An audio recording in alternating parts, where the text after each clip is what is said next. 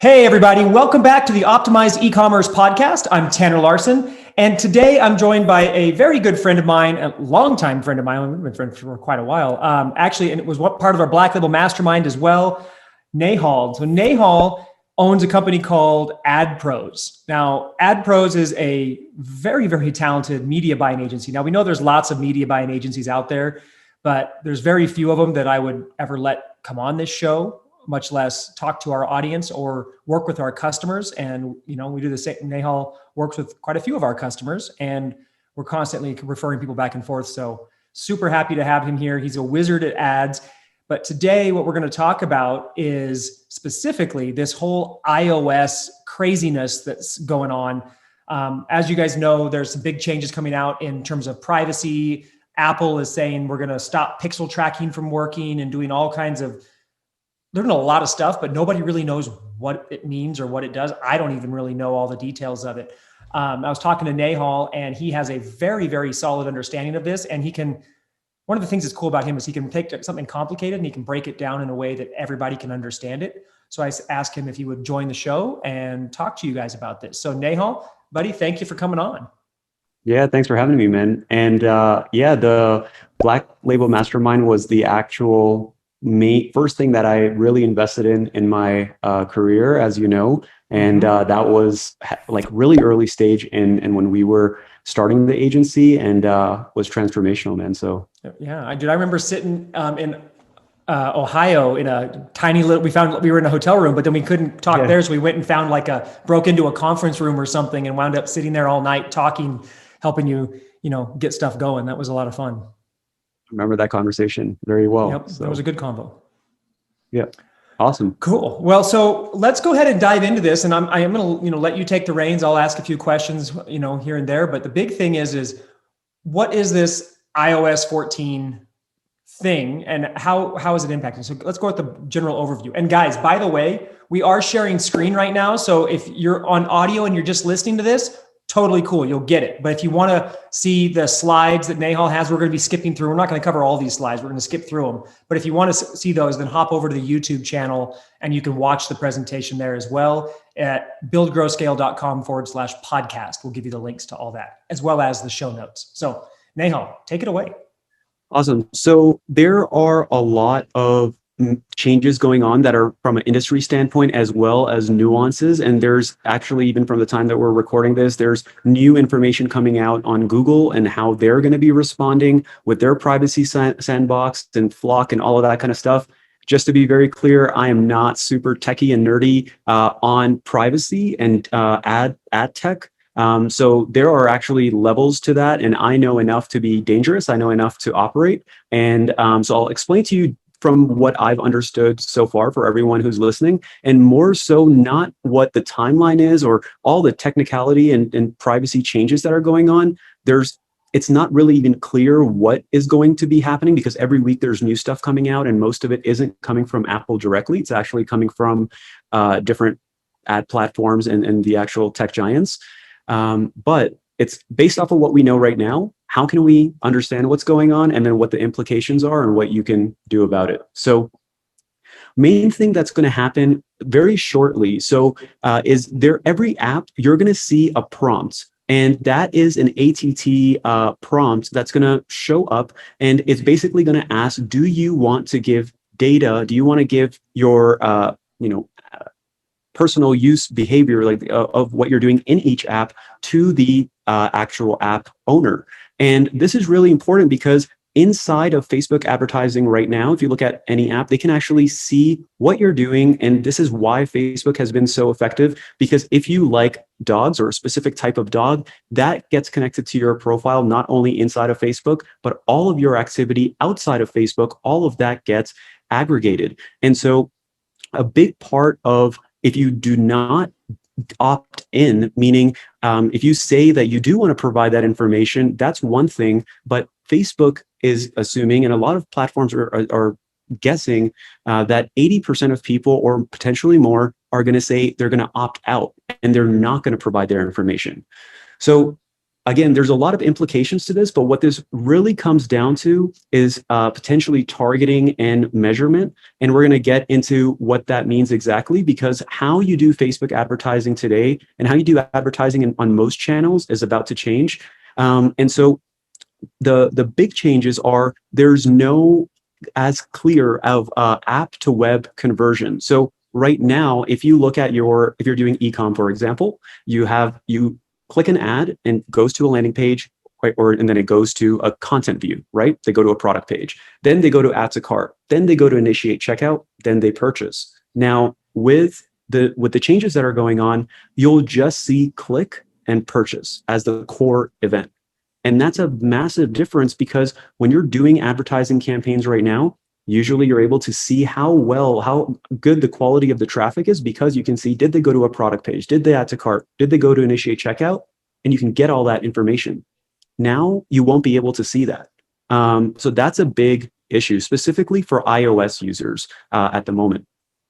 Then you'll see for Shopify stores, this is not as big of a deal because most people just stay in the same domain, but cross-domain measurement for ClickFunnels, this is a problem. For a lot of like tools people hack together or different checkout carts that people are using, cross-domain measurement will be not supported anymore. So if you have your whole funnel on one domain, but then your checkout or your thank you page is on a separate domain, that information will not get shared. And so that's, a pretty serious problem, especially for massive brands and conglomerates. Potentially, this is, a power play. Apple has their own advertising channel, and they are reducing personalization for all of the other apps except themselves. And so there's some, conflicts of interest there, to say the least. And unfortunately, through this whole process, there's not that much information that's provided from Facebook on solutions to this. So Facebook actually started, and this is like over multi-year process. This is not like, hey, we're going to change privacy for everyone. This is actually has been happening for over 3 years, where this has transitioned. But now that it's here, Facebook has always said, we don't agree with this. We're not going to follow. We're not going to put the ATT prompt. We're not going to, make the adjustments that you guys are suggesting. And until what the word on the street is there's closed door meetings and all this kind of stuff. And the conclusion that they came to is, if Facebook doesn't make that adjustment, they're just going to take Facebook off the App Store. And so that is a very intense power play, and that is, take it or leave it environment. And so all of the Facebook messaging has been, we do not agree with Apple's decision, but here's what we're going to do. And that's what they've been repeating at the moment. So Facebook's solution right now is something called aggregated event management. That is the actual way that they're going to be tracking all of the information inside of Facebook, and we'll get into that briefly. And if you're, for most of your audience, they're not into mobile apps and stuff like that. So that's the actual segment of the market that's hit the hardest, because they don't do any app to app tracking anymore. They don't really allow that. And so that marketplace is really, really going to struggle. But the average advertiser, the average media buyer, who, especially, for us, we're managing 1.5, 1.7 million a month in Facebook advertising a month. And so that is it's already affecting our campaigns. And as soon as the first change happened, January 18th or so in attribution, 80% of our clients went into warning or failing mode almost overnight. And it's taken a month and a half to recover, where 80% of our clients are successful again. So this is very real. Yeah, and it's kind of spooky. And like you said, there's no real clear information, and what's out there there's more fear than there is help at the moment in terms of what to do and how to get around it. So that's why I'm super glad to have you on here. I think that makes total sense. And I just want to clarify a point that, it's still going to work. Okay. We're still going to be able to advertise, and Nehal is going to show you how this works. It's just another change in the game. Every so often it happens. Google did the same thing, maybe not in privacy, but when they started changing their SEO algorithms years ago, they did all the animal updates, Panda and all that stuff, right? People lost their minds thinking the sky was falling and they never recover and things wouldn't work. Yeah. But there is a way through this. And what we're going to go Absolutely. through, what Nehal's going to share next is kind of, what that's going to look like early on. And it will probably evolve as we learn more as well. But for now, just know that you can take what Nehal's going to show you and you can actually use it. You can stay in business, keep advertising, keep making money. And, the sky is not falling. Yeah, absolutely. I think the majority of people talking about this topic are very gloom and doom, and it is very serious. Like this is going to affect a lot of businesses, but I believe that we're resilient media buyers. Like we are going to figure out one way or another on how to adapt in order to operate in the environment that we've committed to, which is growth for companies that want to grow very aggressively. And that's not an option for us. It's a commitment, and we're going to figure out how to get through to the other side. And so that's going to take problem solving skills, and that's going to take a lot of patience to understand like what's actually going on. And so let's go into like what the actual technical changes are. And this is important. Then we'll get into what the implications are and what you can do about it. So the first thing is that what I mentioned was this is the main part, which is iOS users, so people who have an iPhone or Apple device, they're going to be given a prompt, right? So with this prompt, they either opt in and nothing happens. So what they're saying is 80% of people might opt out. And so for the people at 20%, it's almost as if nothing happened, but it's not really going to be that case. There's a lot changing. You'll just get more data for that specific person, but the expectation is people will opt out. And so with opting out, the way that they've been explaining it is that data is going to be restricted, aggregated, and delayed. And we're going to see what the real implications of this mean, because how this operates is that they're going to change a series of ways on how that information comes into the ads manager or any advertising platform you're running. And then the other part is how that actual targeting will be working. So for example, if you're a 35-year-old woman who has a dog or two dogs, you go to different dog websites to buy supplements, to buy collars or leashes. You read dog specific blogs. You might also be reading completely different Vanity Fair or whatever, right? Like you're reading different psychographically related, like what their behavior is to the person who likes this type of dog or who has a specific type of dog. Now, if you take away everything that they're doing outside of Facebook, that severely limits what comes into Facebook on their profile and how Facebook is able to optimize for that person, not only from their browsing behavior and interests, but also from their purchase behavior. And for us, like we're, in e-com, we want as much of that purchasing behavior that we can get, because that allows with not only interest targeting, but lookalike targeting or lookalike, campaigns, as well as even just how quality of our campaigns on a pixel level, because Facebook is able to optimize that much better. So what's going to happen from a restriction, aggregation, and delay standpoint is that there is a restriction on the type of data that's actually going to come in. And I'll show this in another slide here, but basically we will not be able to see the age, gender, location, or placement that person is converting from. And so if you look at advertising, like those are very fundamental, like serious elements of targeting and advertising. So that's pretty significant. A lot of this is, or some of this is related to the app owners. So I'm not going to share all of this, what I have on the screen, but a big part that for people who are actively advertising, they must have seen this on around January 18th. That happened for most people, that they changed their attribution windows. And so Facebook is no longer supporting 28-day click attribution windows. So just to be clear, before Facebook advertising, the way it was working, or the attribution window default was 1-day view and 28-day click. So what that means is someone who just sees your ad and does any of the actions on your website, or someone who clicks and up to 28 days does any of those actions, like goes to your website, looks at your products, adds to cart, purchases, all of that would get attributed to that specific campaign ad set ad that they interacted with, or the ad that they were served, the last one. And so that's a big change, because instead of having the 1-day view and 28-day click, they're moving to 7-day click eventually. And this is the tricky part right now. They're doing 1-day view and 7-day click. And then once all of these changes are implemented, it's going to be just 7-day click. That's what they've shared so far. Again, that might be subject to change. So we'll see what happens. So that's a really, really big part of it. And I'm going to show you an example here.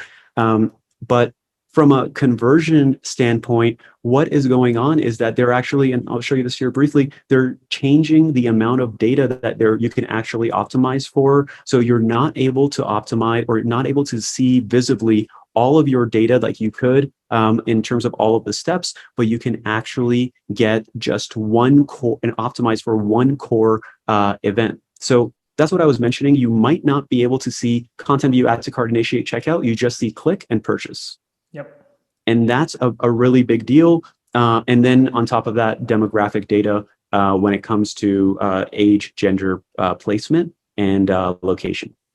So what isn't clear right now is we've heard talks of delay of the pixel data. So they're saying up to 3 days for specific events. And I'm honestly not very clear on this yet, because so far we haven't been affected. We've seen some delays, but and I don't know if this is just for mobile apps, but we've seen 3 days, some talk around the delay of getting the purchase conversion or purchase fire back into the ads manager up to 3 days. But I'm not 100% on that at the moment. This is what the actual events will look like. So right now, when it comes to web events, where you have up to 8 events that you can track now. And this is very important, because the average ecom like Shopify store doesn't need all 8 events, especially if you're not doing lead generation. There's really just 4 to 5. And this is important because not only are you putting the events that are important to you from a tracking perspective, you're putting them in order of what is most important to your business and what do you value. And so for ecom stores, of course, that's purchase, going from the bottom of the funnel all the way up. And so it's purchase, initiate, checkout, add to cart, etc. So those are the 8. You can put up to 8 events in there, and you prioritize one. Any questions so far as I'm going through this? No, I mean, this is super concise and helpful. We're just, guys, so what he's showing you is that we're going from what this basically smorgasbord of data down to a Jenny Craig diet of data, right? Like we just, and we're going to have to learn how to work within that diet.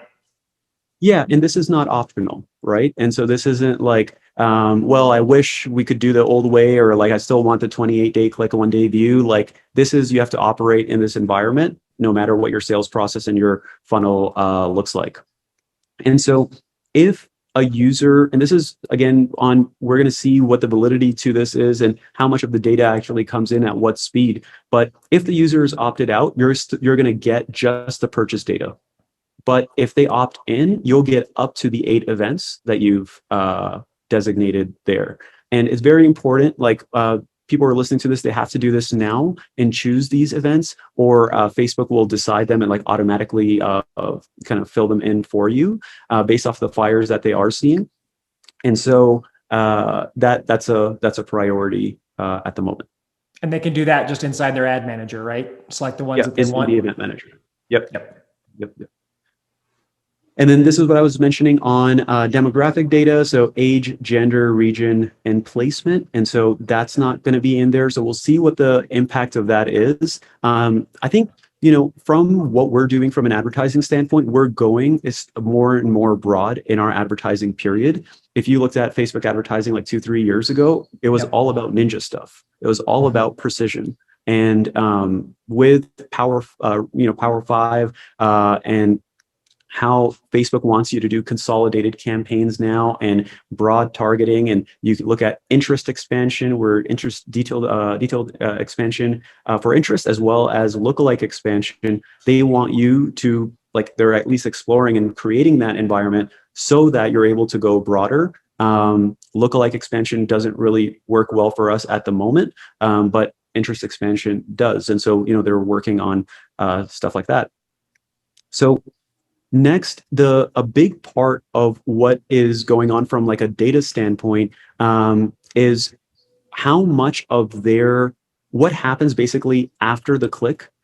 You get that information in a way that is going to be very tricky to actually remarket to. And this is a huge problem. And we're going to see what the implications are of how much of the in-app events that you can actually target. So we're talking about, video views or engagement with a page, like that level, or like people DMing you, but that's not high level engagement activity. Mm-hmm. The real high level engagement is like they clicked and went to a specific product. I want to remarket that specific product, or an abandoned cart, or even someone who purchased and show them the next product. And so that's going to be a problem, because now retargeting it's not dead, but is definitely going to be very different, because if someone opts out and you upload an email list and they opted out, you won't be able to market to them. That's huge. For a lot of businesses, that's a big part of their profit lever. That's where. Yeah, I mean, a lot of them can't even profit on the front end. They make their money on their retargeting because they don't break even on the front end. Yep. And this is going to be an issue not only from the amount of data that comes in, but if we have time here, we'll talk about the conversions API. That's one of the solutions on taking the data that's happening on the server side, and you'll hear a lot more about this. What is actually going on from a pixel standpoint is not good enough anymore. And we've been working with clients on the server side, the implementation of that. And basically what you're doing is you're taking customer data, whether it's even lead data, but customer data on purchases, and putting it back into the ads manager directly. Instead of just waiting or allowing the pixel to. And the challenge with where the direction of the pixel is going is that the actual level of privacy on the pixel is going to deteriorate over time. And not only server-side data or server-side implementation and conversions API fixes some of that, but it doesn't handle all of the gaps from the advertising, including all the people who are opting out. So that's just like a stepping stone at the moment. And this is why Facebook is implementing stuff like aggregated event measurement and how they're operating as one of the tools. We still haven't seen any kind of major development on how is Facebook going to solve that. So still all up in the air a lot. It is. And a lot of people definitely are very confident about what might happen or what the changes will be. But we constantly see new changes going on. And so until it happens, it's kind of tricky. There are a handful of things that Facebook has said, do this, we're following that, those are the musts. And then everything else is kind of up in the air, and we're going to see what the actual implications are of that. Okay, cool. So this is something I wanted to share with one of our clients. So we have with 7-day click. This is really important. Inside of e-commerce, like campaigns, there are a few different buckets of what happens inside of Facebook and what happens outside. So in the past, the old attribution model was 1-day view and up to 28-day click. Mm-hmm. And so we would see what's going on with Facebook on that. And then there was the gap of what happens in real life. So for example, you can have 100% ROAS attributed to just the view through. You get another 100% on the click, but in reality, you might be at 300% ROAS. And you might be a lot more profitable because there's just stuff that or sales that don't attribute to Facebook. Now, that gap of what happens in Facebook to real life is going to get even bigger. And this is the real challenge, because people who aren't looking at their numbers very deeply, or you're not a numbers person, or you just don't want to do some of this math, there's a financial cost to that, because the people who are looking at these metrics and looking at the gaps of what's going on in Facebook in real life and how to make those decisions, even though their ROAS might be lower than you or their profitability might be different, they'll be able to media buy better. That's going to be the real game changer. And attribution's the name of the game. So, and no one knows how to do it. And no one, like people who figure that out and people who figure out how to like operate in that environment, those are the people who are going to have that advantage. So this specific client, just based off of the gap. So there's a few gaps. There's the view through that's going to be gone, right? Mm-hmm. So there's the click from day 1 day click to 7 day click. We'll still have that data. But what we won't have is 7 day click to 28 day click. That's one of the gaps. The view through is the other gap. And then the last one is what happens in Facebook to real life. And so for this specific client, our Facebook ROAS was 323% in this specific example. In real life, it's closer to 450. But because of the changes and since the changes that are going on Facebook, just our 7 day click would be 254. So for this business, they need a 300% ROAS just to break even. So if their target is 300 and they see 254, they're like, it's too expensive. Like turn off all ads. Like we got to stop. But this will be the gap between people who are able to advertise very aggressively and get more market share because they know what their view through normally is. They know what their 7 to 28 day click is, and they know what the gap is to real life. And we track those numbers on a daily basis. And so this is a real challenge because Facebook attribution is changing, and we've had some really rough days. Like you can see, it's 20% ROAS for that same client, yet back end is doing fine. And so this will be the name of the game of like, how do you see what's happening in ROAS in Facebook to real life? And so that's where we're at with it. Yeah, that's a big change because I mean, if you look at like your example right there from 323 to 254, literally just by changing the attribution window. But if we already know that this campaign is profitable, but if they're not going to be able to see that anymore. So the campaign is technically still profitable, but because they're going off a 7 day click attribution, now these people are going to say, oh crap, it's not profitable. And people are going to be killing winning campaigns that truthfully are profitable. All the time. And one of the things I've noticed with, e-com store owners, Shopify store owners, is that they don't reconcile on a daily basis what's going on Facebook. How much did they spend? What's the conversion value there, ROAS there, versus store-wide, especially if Facebook's your only channel. It's easier with that. Mm-hmm. When you have multiple traffic sources, it's more complex. But if you're spending $1,000 a day and Facebook says you made 2,000, but in real life you made 4,000, where's that gap? Where's that coming from? How much of that could be attributed to Facebook, or is it email list, or is it, a promotion you did? Like, are you able to isolate that? That's such a important part of advertising. And, for us, especially way more important now, right?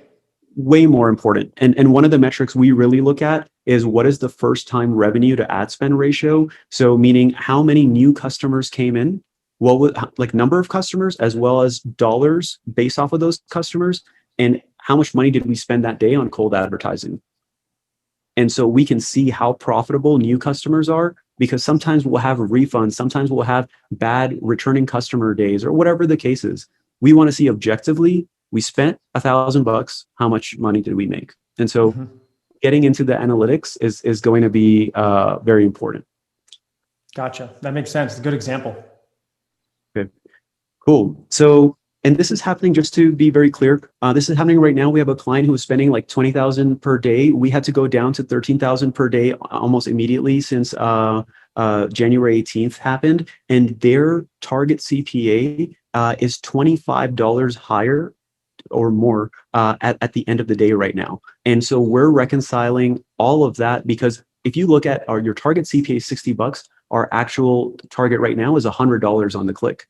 This looks really bad. Their AOV is $100. And so we have to determine what happens on Facebook and how far are we from reality. So these are the implications, and I'll run through these a little bit. The implication is that the way older school advertising was working, that's the direction that we're going into, because we're just going to have less visibility. And people are like, freaking out about how little data that we have and how are we going to make decisions. Like, this is not the first time that advertisers have been in this position at all. Not at all. No. Yeah. And if you look at TV, radio, any kind of like other like traditional media, they don't have any of these metrics and are still able to operate. we're talking from Facebook standpoint, $100 billion a year, business. They're not just going to let this happen in that way and just like not get phased by it. And there may be some solutions that come out, but like this is not like a first time that we've been in this position from an advertising standpoint. I think that's just important to just like calm the nerves. Yeah. This is not new at all. Yeah, I agree. And then, bigger gaps we talked about between attribution and real life.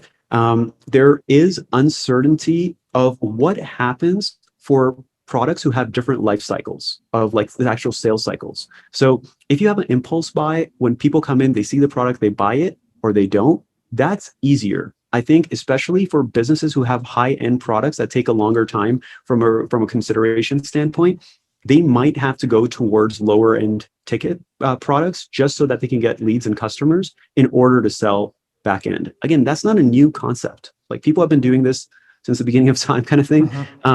But because they've been used to a specific model, that might be up for change. So if your sales cycle is 1 day versus 7 days versus 28 days, you might have to look at how you actually do that and how is Facebook able to optimize that? Because if your product takes 15 days to buy, Facebook isn't able to help convert that person as well if it was 7 days, for example.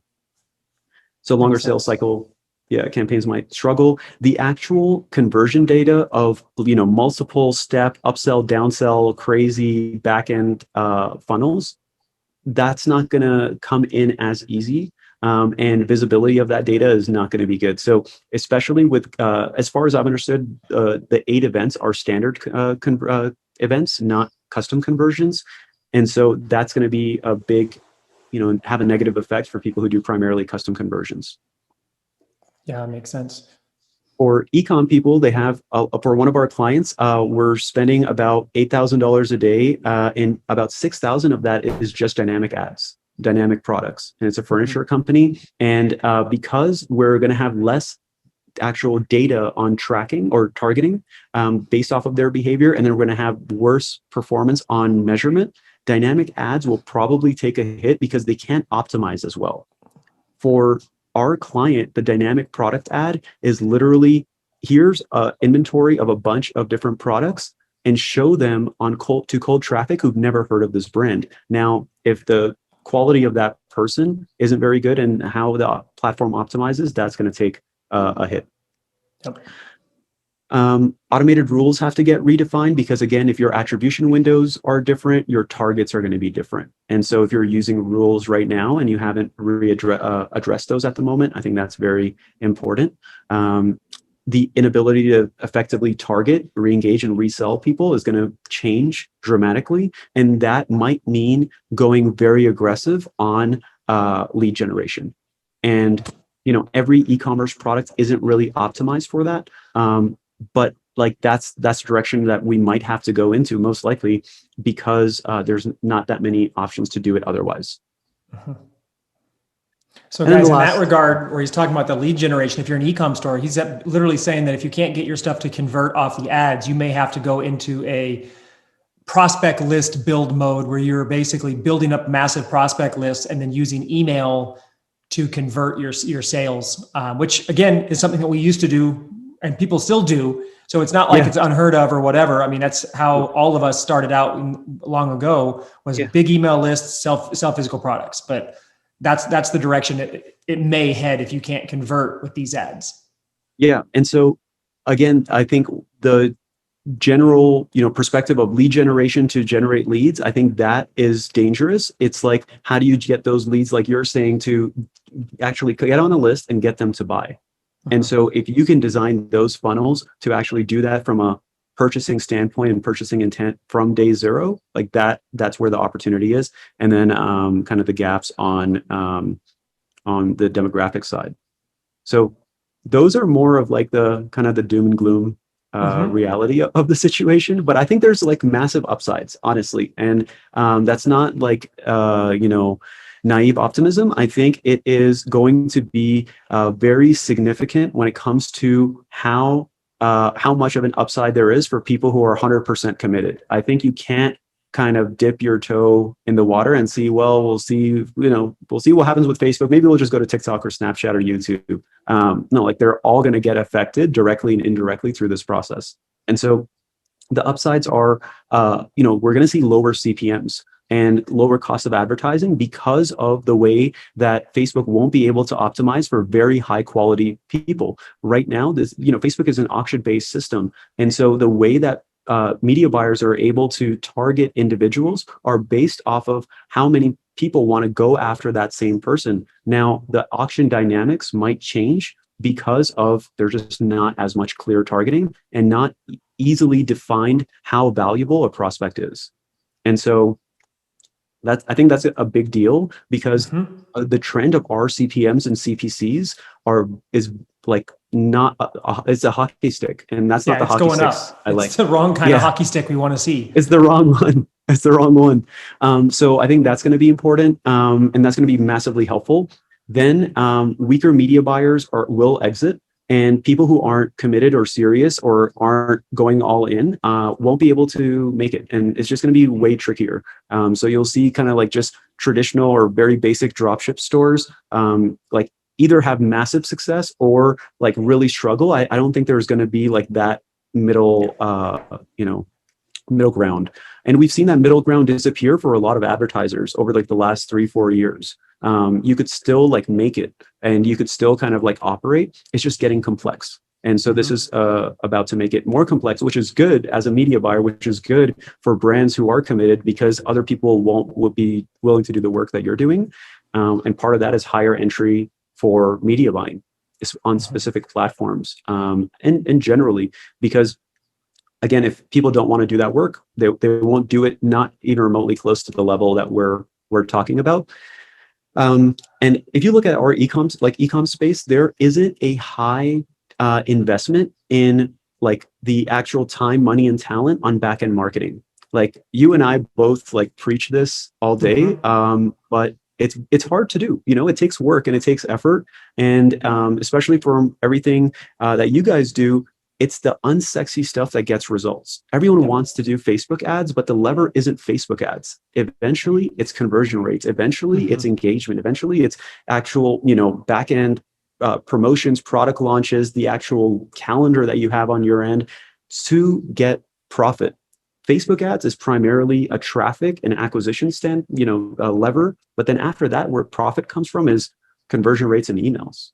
Yep, 100%. That's where that back end is really going to become more apparent as this stuff takes effect. Yeah, so people won't be able to hide from that. And that's good. So if you're doing that now, like it's going to magnify what we're about to do. And people will exit like non-evolving agencies, and people who aren't evolving as marketers or media buyers, will see a lot of that. And people will just leave, and that's cool. I'll take it. So there's going to be way more effort on the quality of offers, creatives, copy, and funnel. Again, this is going back to that instead of ninja technical Facebook ads and nuanced hacks and all of that. That's not what the future is going to be, as far as I've seen. We're doing campaigns, and Facebook reps have been kind of like basically forcing us to do consolidated campaigns, to have massive audiences and bigger budgets and let the algorithm do its thing. And if you looked at advertising like 3 to 5 years ago, like you don't want the algorithm to do its thing. Like you want to be in control. And now it's different because the algorithm has been outperforming all of our ninja stuff. And so either you can fight that from an ego standpoint, or you can let go and just let's do whatever is working. So that's what's working. And this is the offer, creative, and copy and funnel. Those are high leverage activities that go beyond the algorithm, that go beyond targeting, that go beyond measurement, because they can actually outperform all of the downsides of all of that. And I think the real opportunity is people who are doing niche products are going to really struggle because targeting will be an option. So mass market products will be easier to adopt and market, especially if there's an emotional pain, or easy to convert those people. Yep, absolutely. And the other piece of the upside is that if you guys are taking the time, you're paying attention to what we're showing you and optimizing your store, so your conversion's higher, AOV's higher, your LTV's higher, all of that is going to play a major role in your ability to survive in this kind of advertising environment. And the stores that aren't optimized Yep. They're going to disappear. We just changed for one of our clients. He changed a checkout page with specific messaging, and that allowed us to go from about 13,000 a day in spend. We're back at 18,000 a day in spend within a week and a half, while increasing margin and doubling margin. And it's like That's that awesome. conversion. Yeah, that conversion rate optimization part is magic, and again, it will be almost impossible to ignore. Yep. So let's talk about a few solutions real quick. Like what does someone need to do right now in order yes. to prepare for this, take advantage of this, and not be caught blind? Like I know you've covered a ton, but let's just get some tactical, practical, what do I do kind of stuff. Yeah, so the fundamentals are on your business manager, please remove anyone that's not in your organization. Like people kind of just come on, or agencies you might have spoken to, or the old employee that's not there anymore, like all that kind of stuff, like clean that out. Because what Facebook is looking at is if you don't have two-factor authentication on every user, they are penalizing business managers. And some people have had serious issues with getting it shut down when there's not two-factor authentication on. And so that simply means that, on your phone, there is some sort of authentication like app. And so you need to, so when you log in, they give you a code, you put in that code and you can log in to your account. It's just another security measure. They're forcing that upon advertisers. And I think that's a good decision. I think it does help because there's a lot of fraud and stuff that does happen with Facebook ad accounts. So that's important. And if your business manager is in bad condition right now, you have deactivated accounts or a bunch of issues, something to consider is warming up a second business manager at the moment in case something happens. I think that's important to kind of the sustainability. There are people who completely disagree with that and kind of go like, you can do one business manager and that's it. But I think it's just for the health of the business. I think that's a risk mitigation activity. So remove people, two-factor authentication, and you do have to, I think I have it here, you do have to verify your domain. This is the other main thing at the moment, which verifying your website so that you're able to continue advertising. That's going to be, they've already been asking that. Those are like the two main fundamentals, and then just giving access to the agency or media buyer on your team, just so that they have the ability to set those events and look at the events manager closer. So that's the first thing. Next is we don't know what's going to happen to the old data. So they say it's still going to be accessible. I just don't believe it. And so what I want to do is make sure I download all of the last year's data or any number of years that you do have. And you can separate out attribution and look at 1-day view, 1-day click, 7-day click, 28-day click, just so you have it. If you want to manipulate that data in the future, give it to someone on your team, like make sure you download that data ASAP. Next, this is the thing that has been a game changer for us, especially on decision making right now, because people aren't looking at the gaps in attribution. And this is what we were talking about, of what is going on in your account right now. And the three things to look at is, what is your view through attribution? What is your attribution between 7-day click to 1-day click? So you can just minus out that number. And then what is your gap between 28-day click to the 7 days? So in the example that you can see here, 189 minus 254, I'm not going to do the math on that live. So that's 65% delayed attribution from 1-day click to 7-day. And then you can see that's about 40%, 39% from 7-day click to 28-day. So now that, 28% in this example, 28% of your ROAS will not show because it's on the view through. And then another 65% is what you can expect on the delayed attribution side. And then everything, the other 40% won't be there. So between the 7-day click to the 28-day click, that's 40%, plus the view through attribution, that's another 30%. 70% of your ROAS will be gone.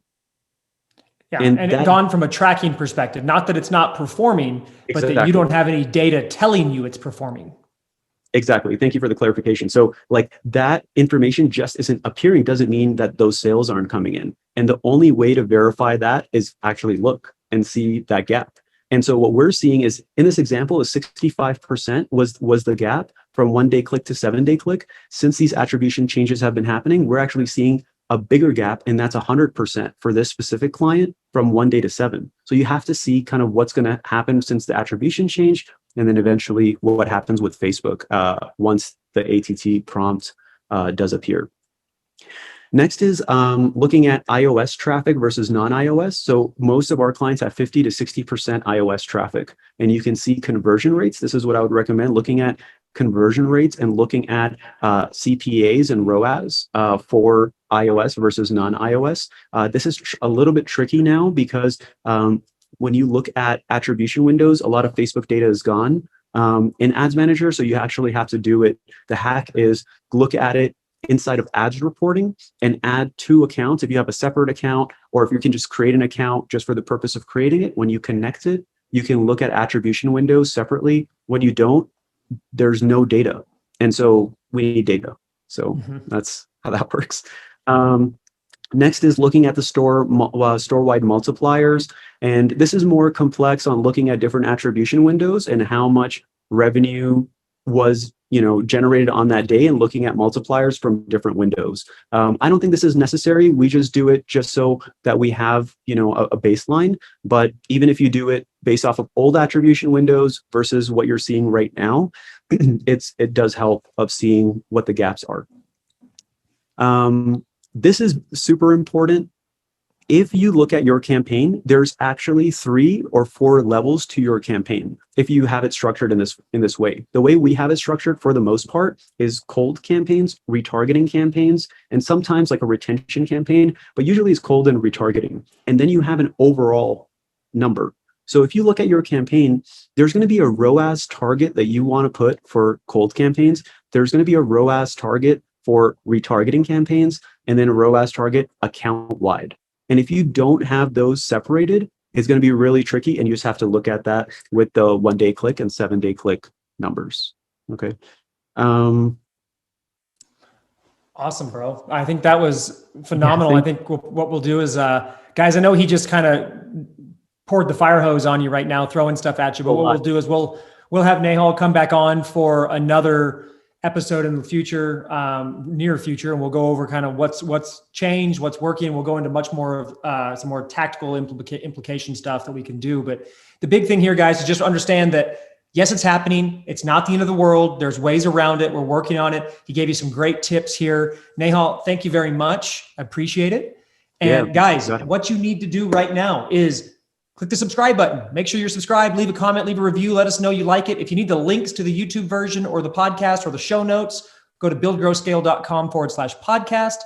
And if you need Nehal, go to AdPros, right? You can Google AdPros. You can type in AdPros. You can type in Nehal Kazim. You can find him any way you want. But dude, he has an awesome agency for ads, but he also has, this is something else we'll talk about in a future episode. He also has a new side to his agency that focuses on just the creative. So what he'll tell you is that most people struggle with creative. They can run their ads, but their creative sucks. So you can actually hire his team to just produce the creative, and you can still run your ads. So if you struggle with creative, highly recommend you hop over to AdPros and check out their creative services. Yeah, I appreciate that, man. Absolutely. And what's the website? It's adpros.com. Super easy, right, guys? Easy peasy. All right, guys. We'll see you in the next episode. Thanks for joining us, and we'll see you all later. Ciao.